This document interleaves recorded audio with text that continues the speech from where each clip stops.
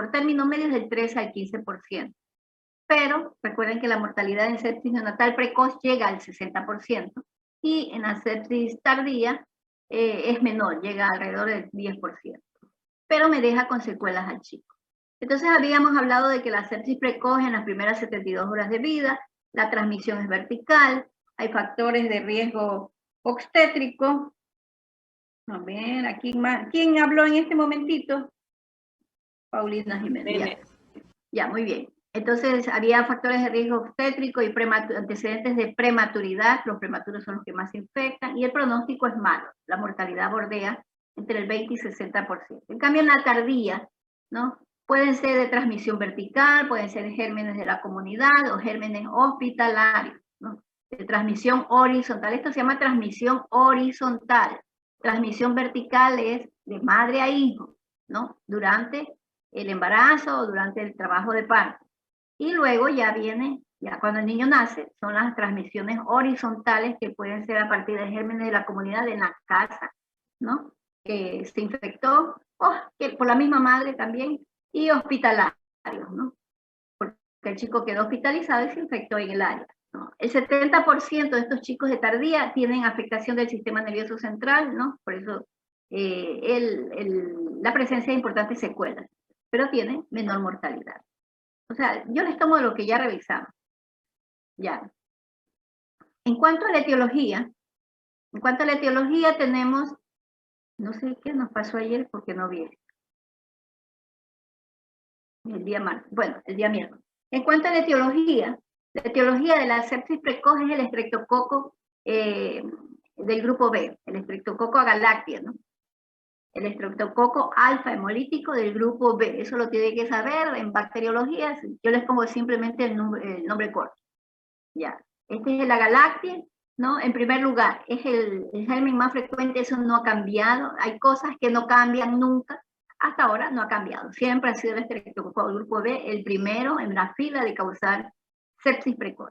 En segundo lugar está la Escherichia coli por la vecindad del canal del parto con la vía fecal. En tercer lugar, la listeria monocitógena, que esta está generalmente asociada a una coriamnionitis previa. Entonces, los chicos que tienen coriamnionitis, con datos de coriamnionitis materna, significa que podrían tener esta listeria.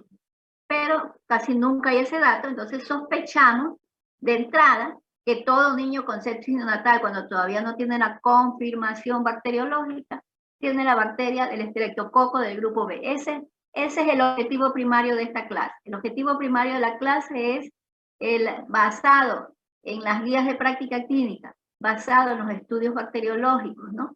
Y a la experiencia, lógicamente, que el diagnóstico etiológico de la sepsis neonatal, en primer lugar, siempre será estreptococo del grupo B, estreptococo galáctico. No, y en segundo lugar, la Escherichia coli.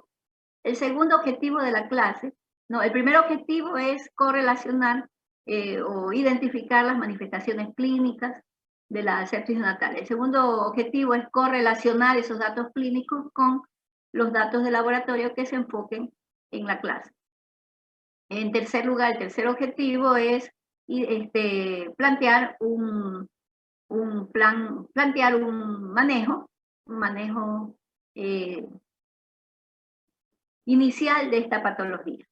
Entonces, aquí ya vamos cubriendo el segundo objetivo, que es la etiología, ¿no? De la enfermedad, que es el estreptococo del grupo B. Y en segundo lugar, la Escherichia coli. Entonces, por ende, ya vamos planteando el tercer objetivo. Basado en esa característica epidemiológica de la sepsis, usted ya tiene que ir pensando cuál es el fármaco que va a utilizar, sin calificación. Y ahorita vamos a trabajar sin calificación, después retomamos eso. Ya no tengo nada en las manos, que mi cámara está media mala. Bueno, ya no tengo la lista en la mano, ya no estoy calificando. Entonces, si es que tenemos estas dos bacterias, ¿cuál sería el manejo inicial? Cualquiera que me responda. ¿Cuál sería el manejo inicial o el manejo empírico? Gentamicina. Con ampicilina. Con gentamicina. Gentamicina. Ajá. Por la Escherichia coli y la gentamicina. Aunque la ampicilina sí le pega. Ya. ¿Quién me dice que está mal escrito ahí entre los gérmenes? Hay algo que está mal escrito, para corregirlo en este momento.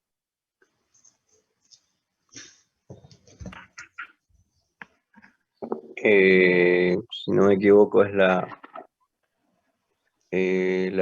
coli. En E. coli tiene que ir con minúscula, doctor. Con minúscula tiene que ir, ya. Eso es importante. Porque a veces uno escribe y no se da cuenta. Bueno, entonces, siempre la especie, o sea, género con mayúscula, especie con minúscula. Yo di parasitología mucho tiempo, por eso me van a dar un grupo de parasitología ahora. Bueno, entonces sí recuerdo todavía esto. Entonces el estreptococo del grupo de Escherichia coli. Y otra cosa importante, ¿no? Esto no tiene nada que ver con que lo hagan o no lo hagan.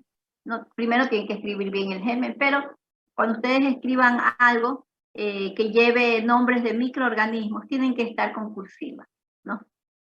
Con cursiva. Todos los nombres de microorganismos tienen que estar con cursiva. Puede que usted lo escriba en español o en latín, ¿no? No importa.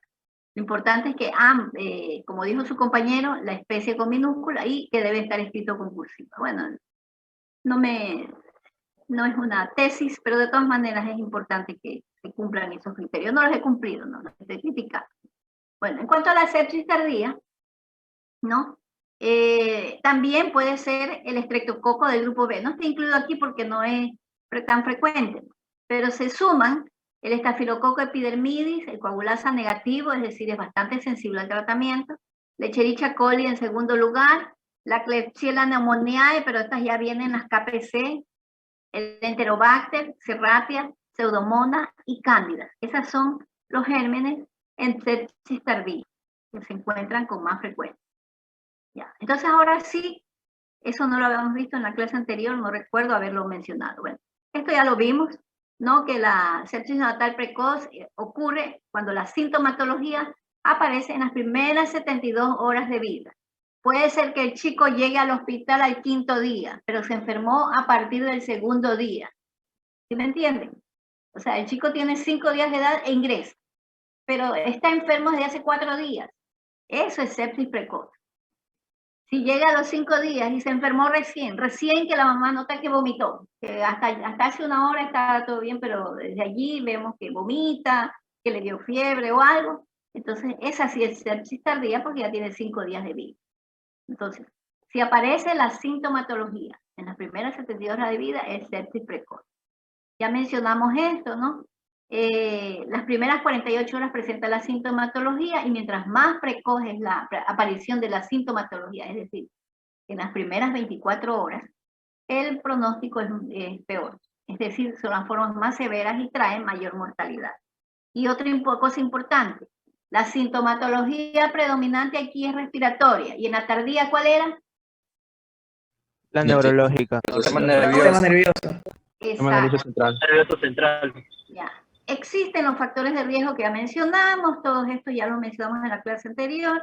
La clínica preparto, la parte de preparto, que eso lo van a evidenciar ustedes en el internado porque el médico residente les manda a hacer el eco y ustedes tienen que traer el registro fetal patológico, el chico tiene taquicardia, tiene desaceleraciones o deceleraciones y no se mueve mucho. Eso sí lo pueden ver a través del eco y ustedes ya pueden ir con una clínica, ¿no?, previa de preparto que es compatible con una sepsis y tienen que avisar a su compañero de pediatría que le avisa al pediatra o al residente que va a llegar un chico con riesgo de sepsis neonatal porque ya tiene datos en la clínica preparto de un registro fetal patológico. Y ahora sí, vamos con la clínica del recién nacido en general, ¿no?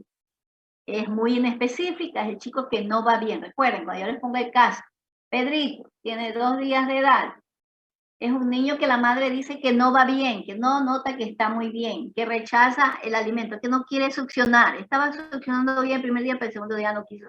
Succionó un poquito y lo dejó. Duerme mucho, no se despierta con facilidad. Ya tiene algunos días y notan que está perdiendo mucho de peso. Hay vómito, hay diarrea, hay distensión.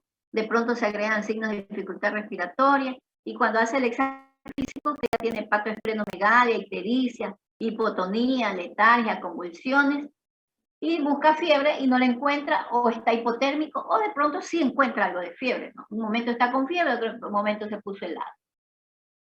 Si el chico tiene solo rechazo del alimento, hipotonía, que solo que está de pronto hipotérmico, ¿en qué fase de la clínica de sepsis está? Precoz. ¿En la clínica inicial o con los signos de agravamiento o en la fase tardía? Inicial.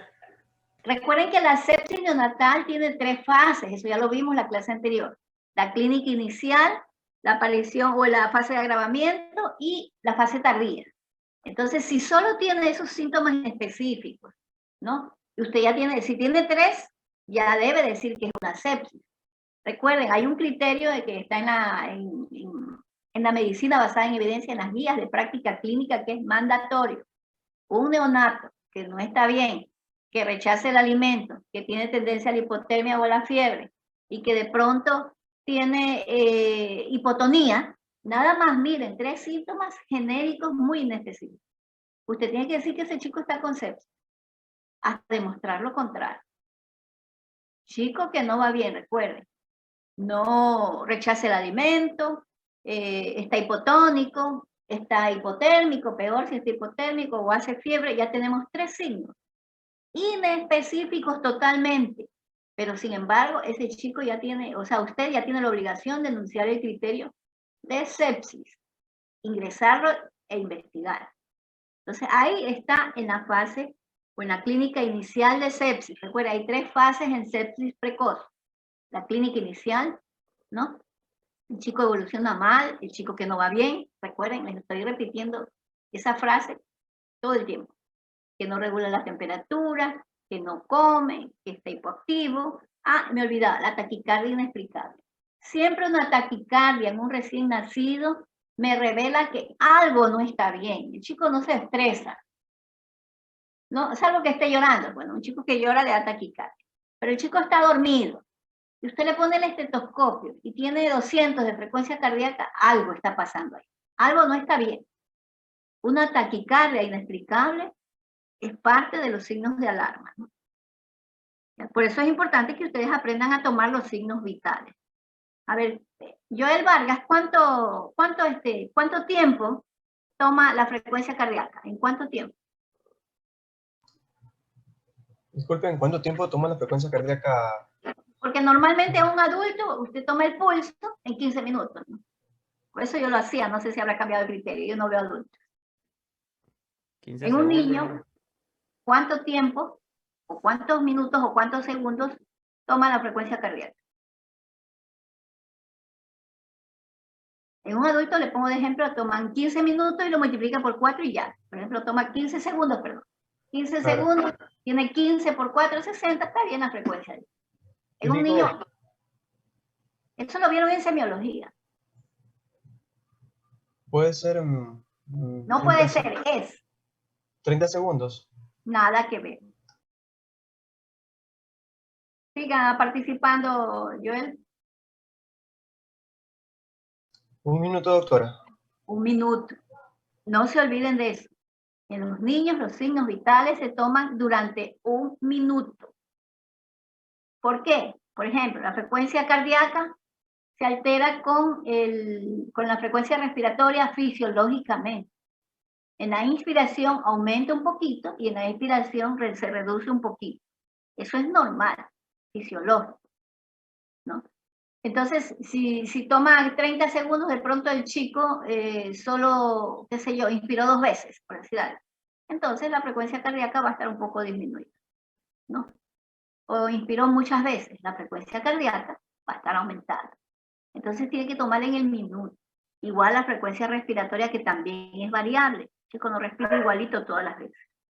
¿Ya? Entonces la taquicardia, como les decía, inexplicable, es un signo de que algo no está bien. En este caso estamos hablando de sepsis y aquí están los 3 o 4 criterios que ya a usted le permiten dar el diagnóstico de sepsis inicial. Sepsis precoz con clínica inicial. Mala evolución, o sea, lo nota que no va bien, no regula temperatura, no tolera bien los alimentos, está hipotónico y encima tiene taquicardia, ya tiene que enunciar el diagnóstico del sepsis. Luego viene la segunda fase, que ya mencionábamos, ¿no? Se suman ya la sintomatología más específica con problemas digestivos, problemas respiratorios o problemas neurológicos. Se enfoca a 3 aparatos o sistemas, ¿no? Lógicamente los demás también están afectados, pero los que me dan síntomas obvios o síntomas objetivos de enfermedad son estos tres. De digestivo, va a tener vómito, distensión abdominal, hepatomegalia, ictericia, mala circulación en la pared abdominal, etc. Puede tener diarrea, puede tener sangrado a través de la diarrea. ¿Ya?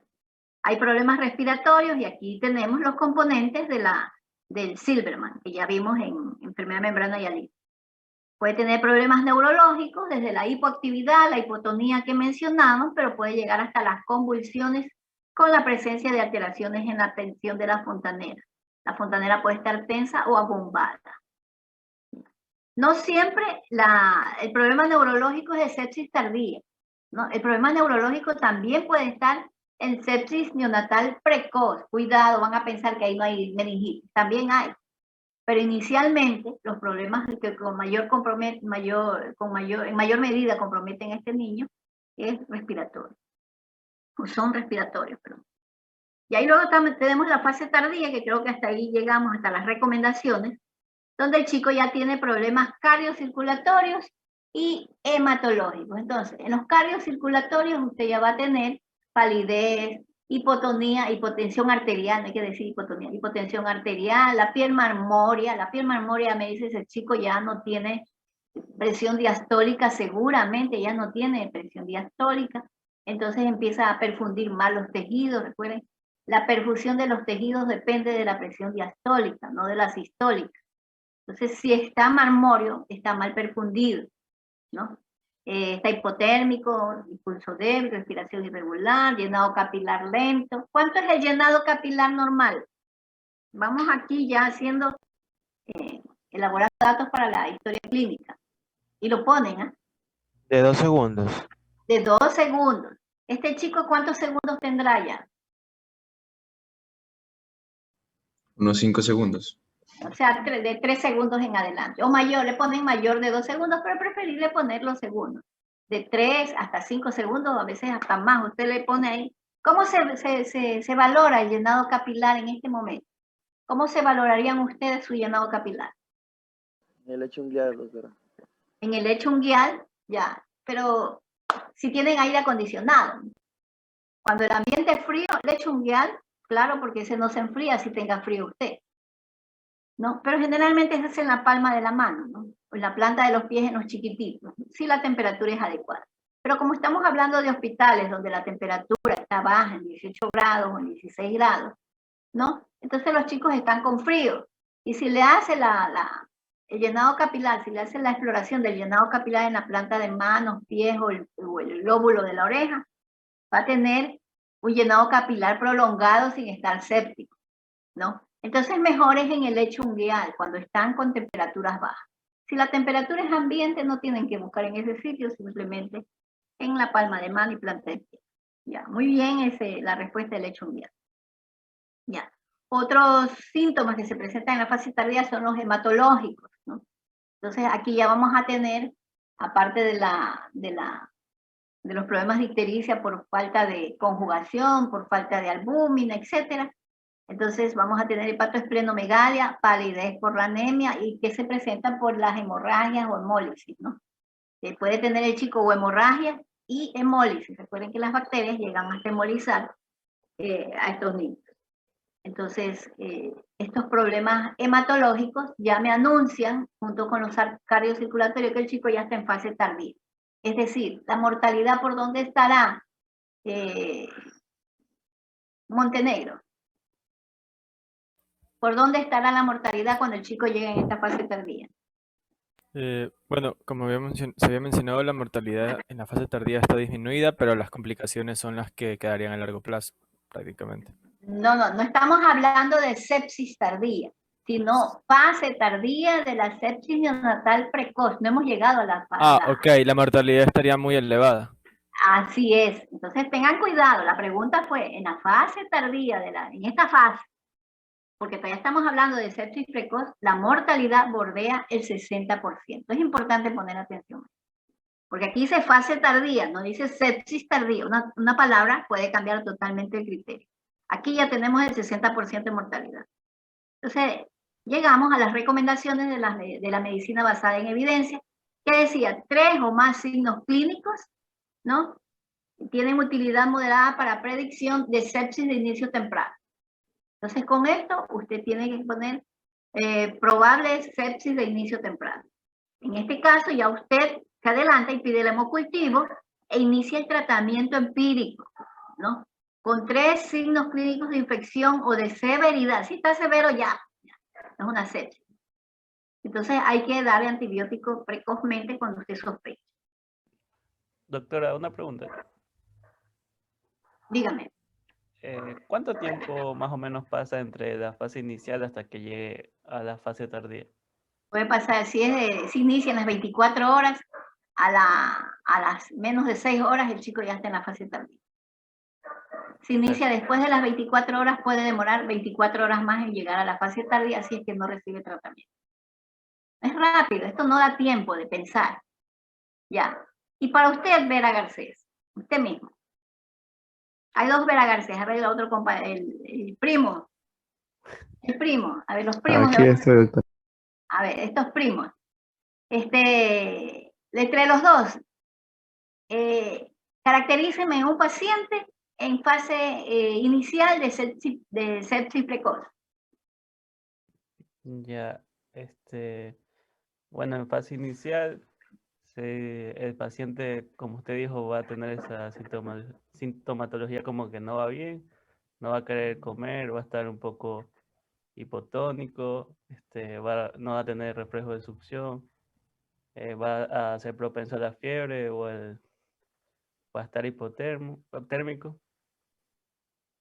¿Y el examen físico qué puede detectar en ese momento? Que lo está viendo el paciente. Puede haber taquicardia. Puede haber taquicardia, exacto. Entonces, ¿qué dice Vera? Ahora deme el paciente. Usted me explicó los signos y síntomas. Ahora Vera me va a dar el paciente. Descríbame el paciente como que estuviera presentando al paciente en un pase de visita de salida de guardia. Ok, a ver. Tenemos un neonato de 24 a 48 horas. No, diga la edad. 24 horas difícil que le llegue. Entonces, de 2 días de 2 días de edad ya. de edad.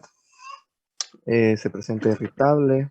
Con cuadro clínico que se inicia, recuerden, neonato, el nombre, ¿no? Neonato José Luis Vera.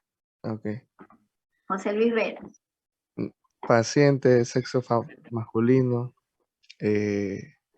Neonato José Luis, de 2 días de nacido.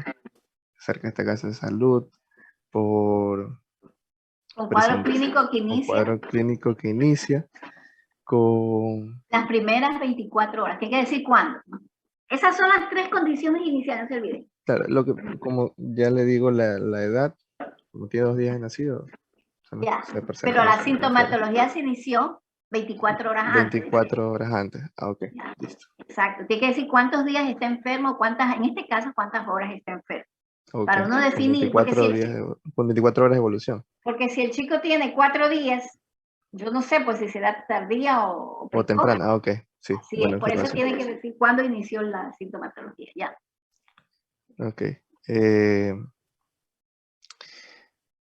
Este paciente se acerca con un cuadro clínico de fiebre o una fiebre leve, una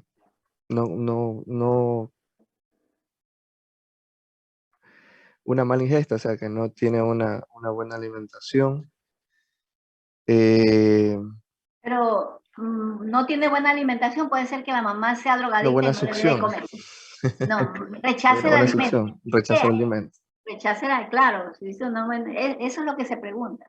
Rechace el alimento, es parte del paciente. Porque puede que la mamá sea drogadicta y no le dé de comer, porque tiene mala alimentación. Ok.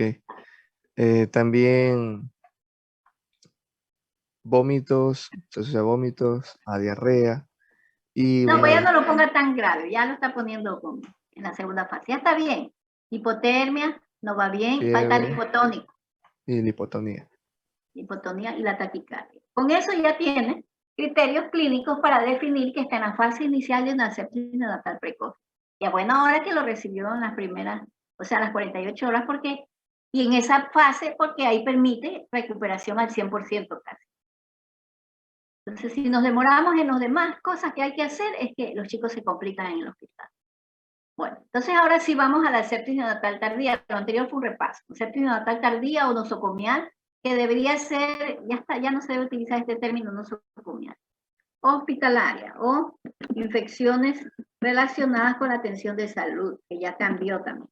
Hospitalaria.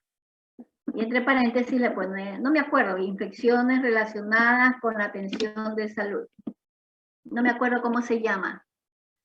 Hay que buscar el término, pero ya cambió el término, me olvidé de actualizar. El término actual ya no se habla de sepsis neonatal hospitalaria, nosocomial ya no se utiliza, es un término que todavía lo usamos nosotros porque es bastante familiar, ¿no? Luego entró hospitalaria, pero actualmente es enfermedades o infecciones relacionadas con la atención de salud. Con cuidados de salud. No me acuerdo la sigla, pero ya ustedes actualicen, ¿no? Porque si yo lo digo no lo voy a hacer. Entonces, ustedes busquen el término adecuado.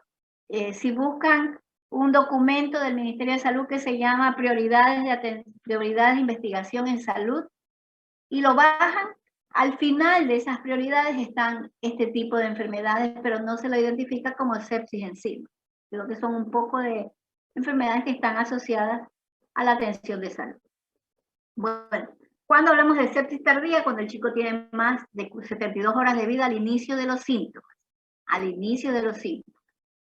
Y generalmente está asociado a patógenos hospitalarios. La mayoría de los casos están asociados a eso, pues son niños que no se fueron a la casa, ¿no? Que nacieron prematuros, aparentemente no infectados, pero después de las 72 horas de vida empiezan las manifestaciones de sepsis. Por eso los factores de riesgo más frecuentes son la prematuridad. O el niño recién nacido a término o prematuro que tuvo que ser reanimado, entonces se queda y le ponen catéteres centrales, o que no pudo comer porque está con mucha dificultad respiratoria, entonces le tiene que poner alimentación parenteral o ventilación mecánica. Aparentemente hasta ahí no tenía, hasta que se inició todo este proceso, no tenía la infección. Pero en su estancia en el área de UCIN es donde adquiere la infección por gérmenes hospitalarios. ¿Ya cuáles son los signos clínicos? El chico va bien, mejora bastante. Ya el Silverman estaba bastante bien, mejoró, por su membrana hialina mejoró, pero de pronto empieza el primer signo, taquicardia inexplicada. Es decir, hasta ayer tenía 160 por minuto, y hoy día el residente dice, pero tiene 210, ¿qué pasó? Y revisa el monitor, y revisa la hoja de enfermería, y sí, en efecto, 200, 210.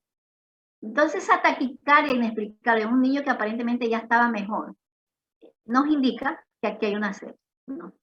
Encima, el chico ya le estábamos bajando la concentración de oxígeno, ¿no? Estaba en 1 litro, por ejemplo, y ya necesito hoy día para saturar más del 95%, necesito 3 litros. Es decir, aumenta el requerimiento de oxígeno porque la saturación me bajó, ¿no?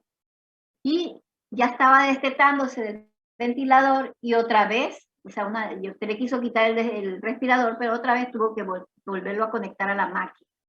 Entonces, estos 3 datos me indican que este chico ya se infectó.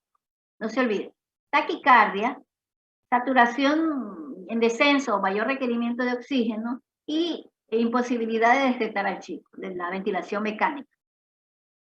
Ya. Aparte, va a tener otros signos y síntomas complementarios, que son la historia de la alimentación es irregular, ya que tiene dificultad para alimentarse.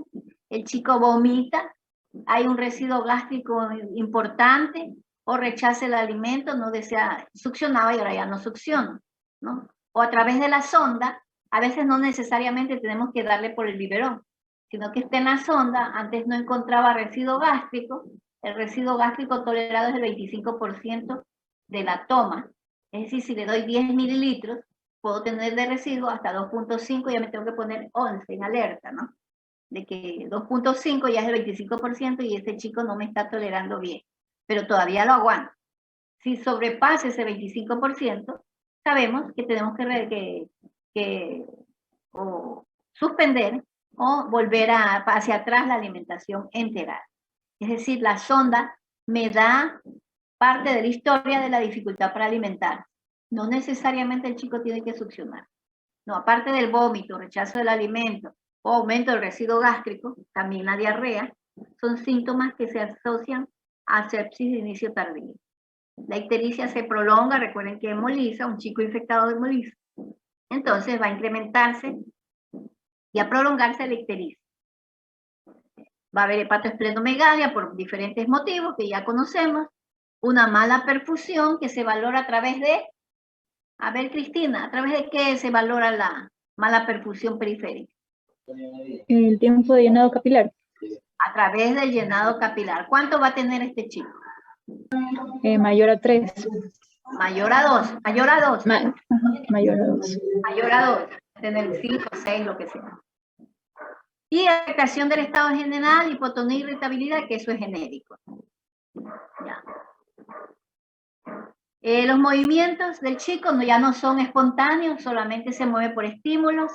La hipotermia, o sea, la distermia, eso que sube o baja la temperatura, es una distermia. Y la frecuencia respiratoria se va a acelerar, va a haber taquipnea. Recordemos que en el neonato la frecuencia respiratoria máxima es 60 por minuto, pregunta de examen, ¿no? Por encima de 60 hablamos de taquipnea. Aparte van a haber retracciones, síntomas respiratorios asociados, pero este chico más que nada tiene antecedentes o datos de afectación del sistema nervioso central. Recuerde que es tardío, entonces este va a tener convulsión. Ya. Y no olvidar, los cambios en la frecuencia cardíaca, le voy a subrayar para que no se olvide. Así como en la sepsis precoz, en la sepsis tardía también constituye una herramienta muy importante en el diagnóstico precoz de sepsis tardía. Es decir, la frecuencia cardíaca es muy importante valorarla. A veces no tomamos en cuenta los signos vitales, pero aquí es vital valorar la frecuencia cardíaca, ¿no? Y esta taquicardia inexplicable va a estar presente 24 horas antes de enunciar, de poder enunciar el diagnóstico seguro. Entonces ya cuando se presentan restantes de fase aguda, etc. Entonces no esperemos a eso. Una taquicardia inexplicable tiene que obligarnos a buscar más datos del sepsis neonatal. Preguntas hasta ahí. Miren que sepsis neonatal es inespecífica, es totalmente inespecífica. A ver, vamos ahora sí. Doctora, tengo una pregunta. Dígame. Nosotros decimos que en el caso de una sepsis de inicio tardío se requiere oxígeno, pero eso también no sería para un paciente que tenga, o sea, inicio temprano. O sea, ese dato de que se requiere oxígeno no se aplicaría también para un paciente que tenga una sepsis de inicio precoz. Ya, lo que pasa es que el chico de sepsis de inicio precoz no tenemos datos previos de cómo estaba la saturación, nos llegó así. En cambio, el de sepsis tardía es un chico que está hospitalizado, que estaba saturando bien porque estaba controlado en el hospital y de pronto, de una saturación de 99%, me baja a 90%. Entonces me aumenta el requerimiento de oxígeno. O sea, y para mantenerlo por encima del 95%, que es la saturación normal, yo tengo que, le estaba dando 1 litro, ahora le tengo que poner 3. Significa que algo no está bien, ¿no? Yo entiendo su pregunta, va en el sentido de que este chico en la precoz tiene afectación respiratoria, ¿no? Pero puede ser que este chico no tuviera nada, sino que por prematuro lo dejaron hospitalizado. Prematuro no lo mandan a la casa. Al prematuro lo observan 24 horas, ¿no? Entonces, o a veces más. Entonces, al prematuro lo observan más de 24 horas, ¿no? 24 es el neonato a término. Entonces el chico ya tiene 3 días y va bien. Y como tuvo distrés respiratorio por membrana hialina, no por infección, no por broncoaspiración, por membrana hialina, entonces le tiene que poner un tubo, le tiene que poner factor sulfactante y todo va bien, ¿no?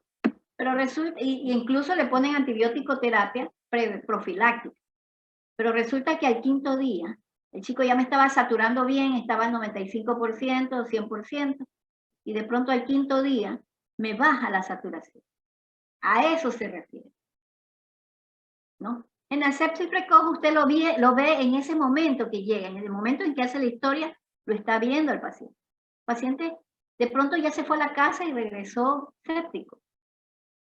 ¿no? Puede haber ocurrido. En la sepsis precoz, muy precoz, el chico no tuvo tiempo de irse a la casa, ¿no? Pero esos son casos muy raros, ¿no? No tan frecuentes. No sé si le respondí a su pregunta. Sí, doctora, muchísimas gracias. Ya. Bueno, entonces, vamos al diagnóstico, ¿no? Diagnóstico clínico, lógicamente, es lo primero. Sepsis es exclusivamente diagnóstico clínico. Usted lo que hace es confirmar el diagnóstico, no rechazar el diagnóstico. Si al médico se le reúnen los 3 criterios que mencionamos, cualquiera criterio, en este chico, usted ya tiene el diagnóstico de sepsis clínica, ¿no? Entonces, la clínica compatible, y usted pide las pruebas complementarias, que son muchas. Yo puse las básicas, ¿no? Que son las que se están usando ahora, a veces ni hemograma. Entonces, un hemograma, la bioquímica sanguínea, los reactantes de fase aguda, que creo que hasta procalcitonina llegan, no interleuquinas creo que no la determinan. Cultivos, esto sí, obligatorio, los cultivos de entrada, ¿no? Y radiografía de tórax, no, sí existe distrés respiratorio, que seguramente lo va a ver, pero hay que poner que hay que pedir la radiografía de tórax, y en los casos de sepsis tardía, si es posible hacer la punción lumbar, y también hacer cuando hay compromiso del sistema nervioso central. Que sea precoz no excluye la meningitis. ¿Me escucharon? Porque yo puedo poner un chico con sepsis precoz y meningitis. Ya.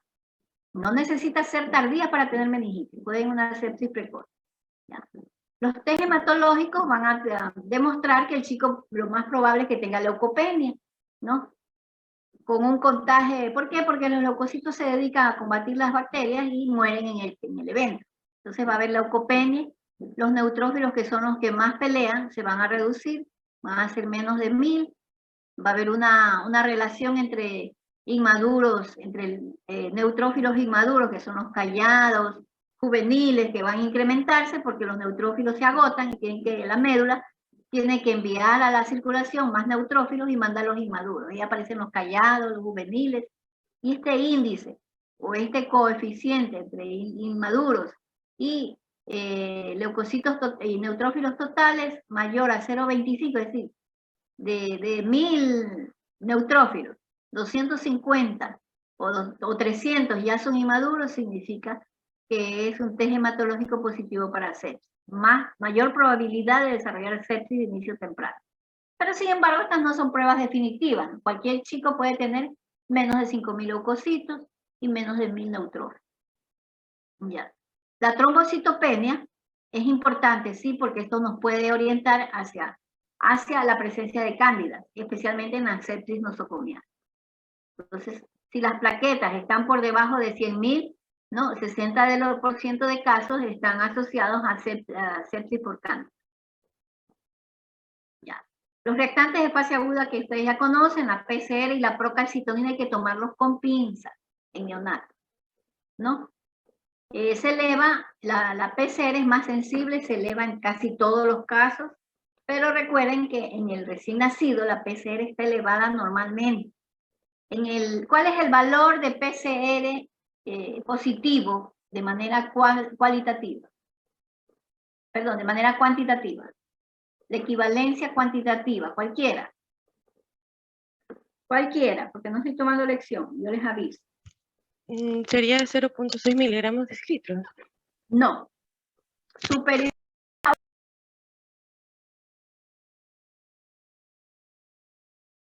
Es decir, una PCR de 2, de 5, de 20, de 100, no llega a 100, bueno, pero sí llega a 50.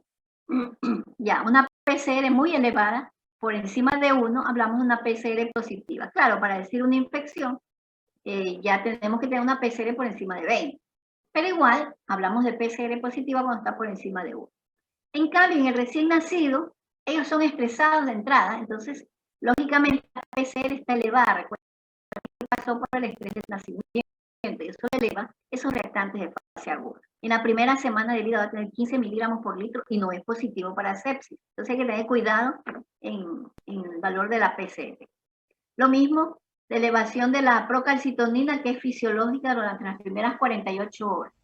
3 nanogramos por mililitro en los 3 primeros días es normal. Y después del tercer día es que desciende a 0.5, que ya es el valor normal para la población general.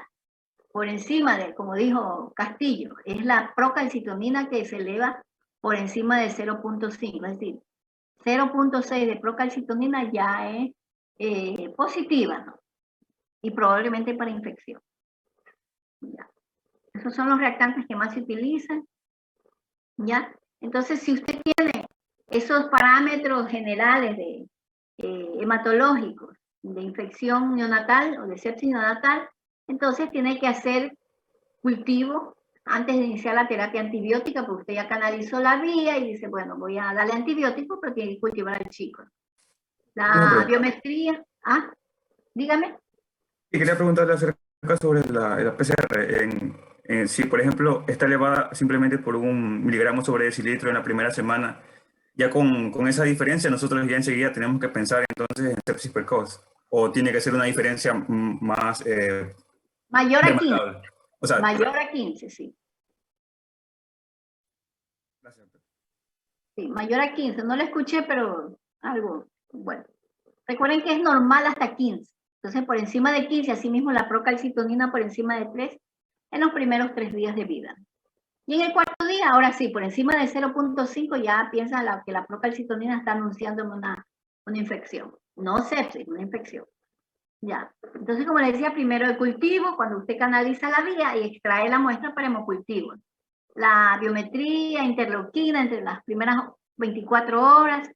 La PCR la repite a las 24 horas y a las 72 horas de iniciado el tratamiento antibiótico.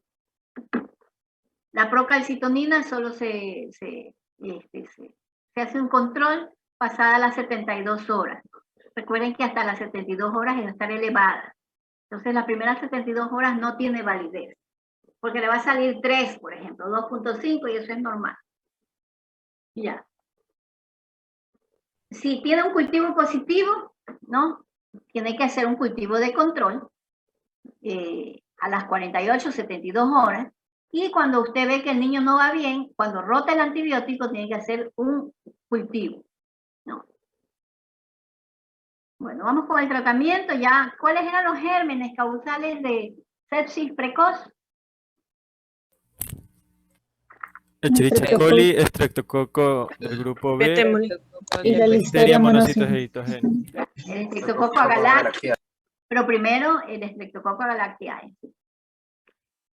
Ya, bueno, el tratamiento profiláctico, tenemos que dar tratamiento profiláctico pensando en esos gérmenes, ¿no? Profiláctico significa que el chico no está enfermo, pero tiene factores de riesgo, como pesar menos de 1500 gramos, con distrés respiratorio y con factores de riesgo sin clínica, o sea, fue manipulado durante el nacimiento, etcétera, etcétera. Entonces, no tiene clínica, el chico está succionando bien, pero igual, ¿no? Le damos el tratamiento profiláctico, porque tiene riesgo.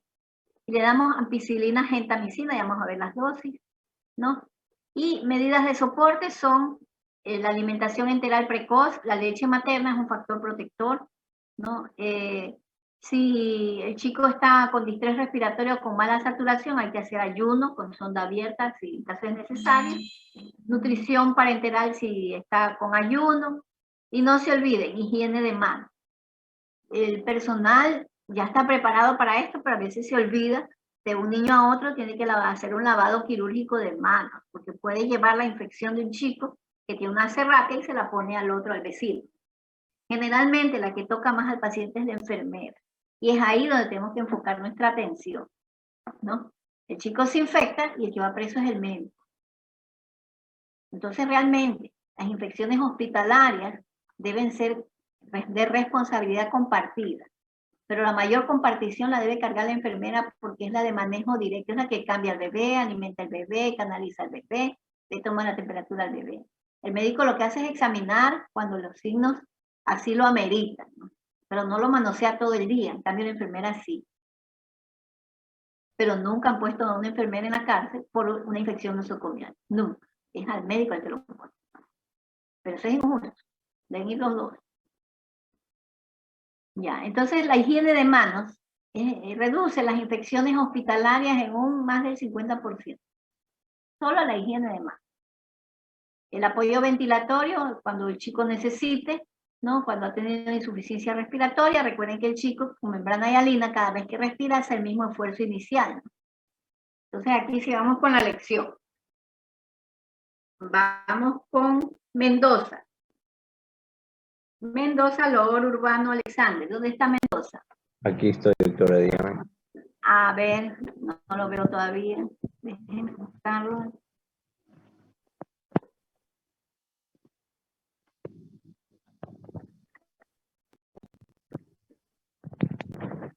Ya, Urbano. Dígame. Ya. Dígame cuándo. A ver. Ahora la pregunta, hasta me olvidé la pregunta. Voy a estar buscando, ya.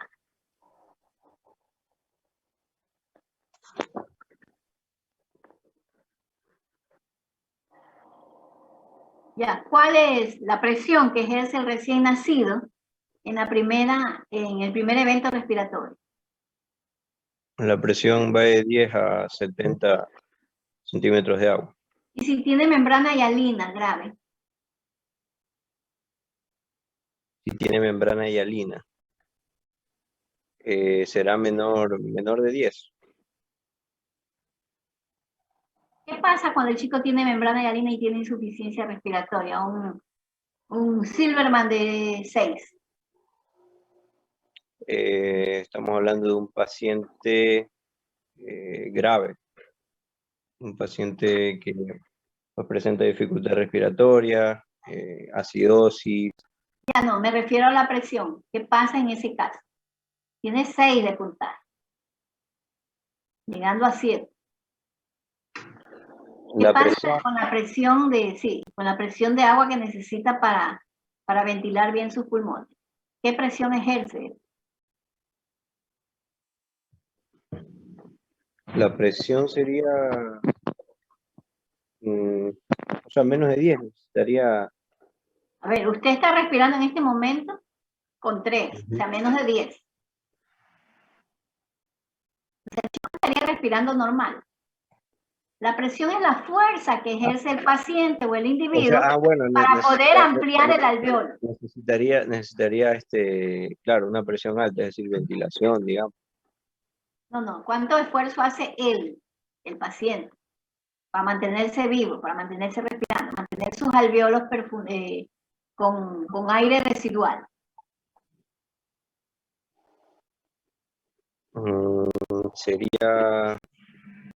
Sería, bueno, el residual es 30, de 20 a 30, sería sería 20. Ya, una presión, la misma presión, eso está escrito ahí. La misma presión que ejerció para iniciar la primera respiración es la misma que tiene que utilizar para respirar cada vez que tiene que hacerlo. En el paciente con membrana hialina. O sea, todo el tiempo está respirando como la primera vez. Todo el tiempo. Ya. Y Montenegro, Gregory. Gregory. Sí, aquí estoy, doctora. ¿Y por qué tiene el quejido respiratorio? Por el mismo hecho del aumento de la fuerza del trabajo, ya que se estaría usando musculatura accesoria para lo que es la respiración. No. Por eso se produce el quejido. Vamos a ver con ¿Puedo Ordeñana. responder yo? No, Ordeñana. Ordeñana. Todavía tiene tiempo, los 3, Mendoza, Montenegro y Ordeñana. Ordeñana no responde, así que nos vamos con... Ordeñana tiene 0, ¿eh? Porque está ausente. Tiene 0 igual, le tocó lección. Yo no estaba viendo la falta. Pérez, Jorge Pérez. Sí, dígame, doctor. La misma pregunta. Apaga el radio. Ya, no estaba ni cuándo. Por cierre de la glotis. Ya. Por el cierre. ¿Y por qué cierra la glotis? Creo que era como un mecanismo de defensa para dejar el aire residual. ¿Puedo decir yo, doctor? Espérese un ratito, quiero ver la cara de... Y así evitar el colapso, creo. De Pérez Ceballos. No lo encuentro a Pérez. Acá estoy, doctor. Pérez, no lo encuentro. Es que no ponen el apellido, No, el sí, nombre. sí. No lo encuentro a Pérez. Se la mando. Déjeme, es que estamos compartiendo la pantalla. Deje de dejar de compartir. Ahora sí, Pérez, y ahora sí lo vi.